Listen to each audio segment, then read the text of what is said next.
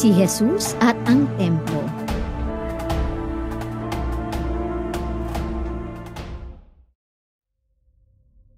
Malapit na ang Pasko ng mga Hudyo, kaya't pumunta si Jesus sa Jerusalem. Nakita niya sa templo ang mga nagtitinda ng mga baka, tupa at kalapati, at ang mga namamalit ng salapi. Kumuha siya ng lubid at ginawa iyong panghagupit, at ipinagtabuyan niyang palabas ang mga nagtitinda, pati na ang mga baka at tupa. Isinabog niya ang salapi ng mga namamalit ng pera at ipinagtataob ang kanilang mga mesa. Pinagsabihan niya ang mga nagtitinda ng kalapati, "Alisin ninyo rito ang mga iyan. Huwag ninyong gawing palengke ang bahay ng aking ama." Naalala ng kanyang mga alagad ang sinasabi sa kasulatan, "Ang malasakit ko sa iyong bahay ang tutupok sa akin." Ang ebanghelyo ngayon ay tungkol sa unang pagbisita ni Jesus sa Jerusalem sa simula ng kanyang pampublikong buhay. Ang kilala nating Jesus ay laging kalmado at hindi kailanman gumagamit ng karahasan. Gayunpaman, hindi matiis ni Jesus ang nadatnang kalagayan ng templo sapagkat ang lugar na sadyang ginawa para sa pananalangin ay nagmistulang pamilihan.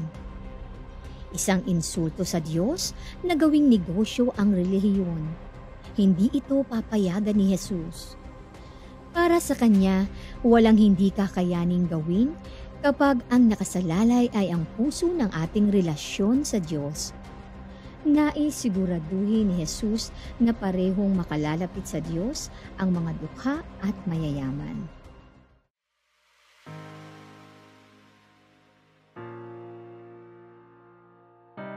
Ayon sa katisismo ng Iglesia Katolika, tulad ng mga naunang propeta, si Jesus ay nagpahayag ng matatag na paggalang sa templo ng Jerusalem. Siya ay inihain sa templo nila Jose at Maria, 40 araw pagkaraan ng kanyang pagsilang.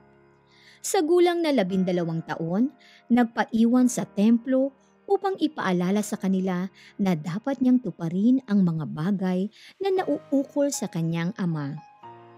Sa kanyang tagong pamumuhay, taon-taon ay umaahon siya doon kung pista ng Paskwa. Kaakibat ng kanyang paglilingkod bayan ay ang mga pagdalaw niya sa Jerusalem kung sumasapit ang mga dakilang pista ng mga Hudyo. Si Jesus ay umahon sa templo bilang isang tanging lugar na pakikipag-ulayaw sa Diyos. Sa Kanya, ang templo ay bahay ng Kanyang Ama, isang bahay dalanginan. At nagalit nang ang bahaging labas nito ay gawing isang palengke.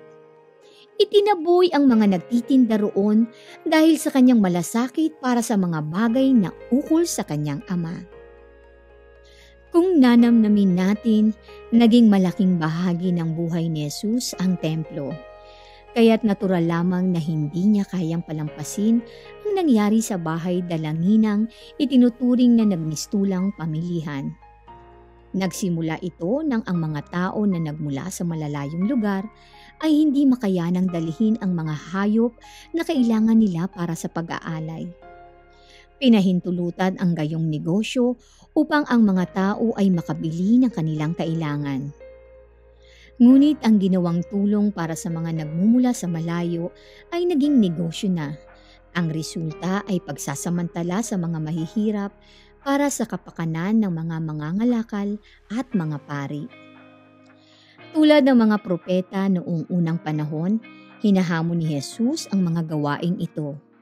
Walang tunay na pagsamba sa Diyos nang walang pagmamalasakit sa mga dukha.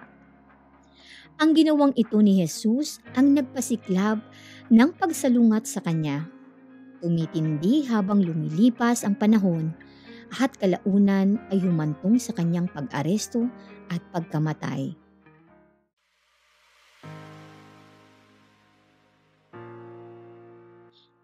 Patuloy na hinahamon ni Jesus ang anumang institusyon, gaano man ito kasagrado, pati na rin tayo, na palagiang hamunin at hayaan ang ating mga gawaing pangrelihiyon ay dumaan sa pagsubok habang inaakay ang lahat, mayaman man o mahirap, na mas mapalapit sa Diyos at sa isa't isa.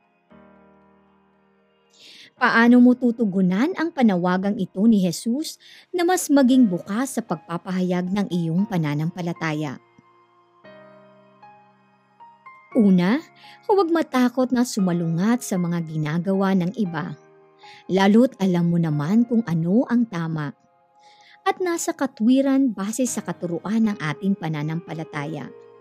Sanayin ang sarili sa pakikinig sa tinig ng konsensya, hindi dahil sa marami ang gumagawa ay siguradong tama na ito. Ikalawa, maniwala ka na kahit gaano man tayo kahirap sa ating paningin, ay lagi tayong mayroong maibabahagi sa iba. At kung gaano man kayaman ang tingin natin sa iba, lagi tayong may pangangailangan tumanggap. At ikatlo, palaging piliin ang buhay na may dangal at dignidad sa paniniwalang bawat tao ay templo ng Espiritu Santo na dapat igalang. Huwag man lamang sa kapwa at respetuhin ang lahat ng nilalang ng Diyos sapagkat sinasalamin ng lahat ng sangnilikha ang mukha ng Diyos.